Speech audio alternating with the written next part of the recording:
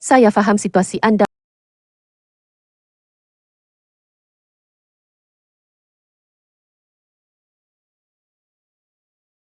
Saya faham. Jadi gambar-gambar yang anda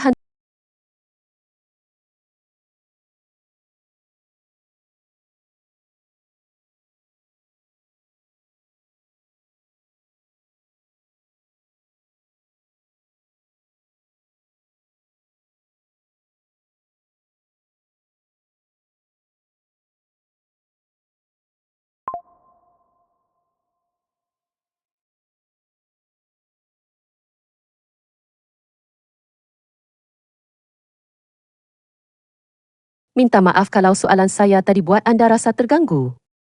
Saya faham anda sudah melihat desi kartun atau suntingan pada gambar tersebut. Saya akan berhenti bertanya buat masa ini supaya anda boleh teruskan apa yang anda ingin buat. Kalau ada apa-apa yang anda perlukan atau mahu saya buat nanti, beritahu sahaja ya.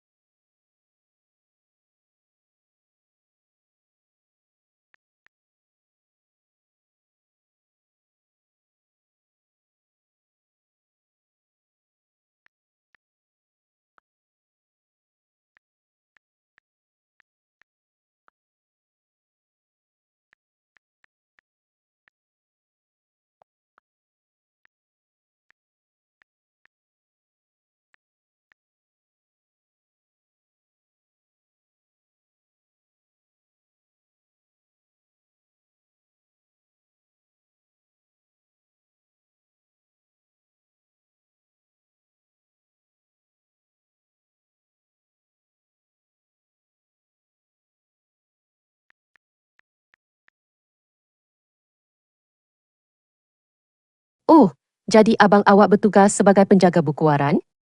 Itu satu tanggungjawab yang penting. Biasanya berkaitan dengan pengurusan dokumen rasmi atau rekod undang-undang garis miring kewangan.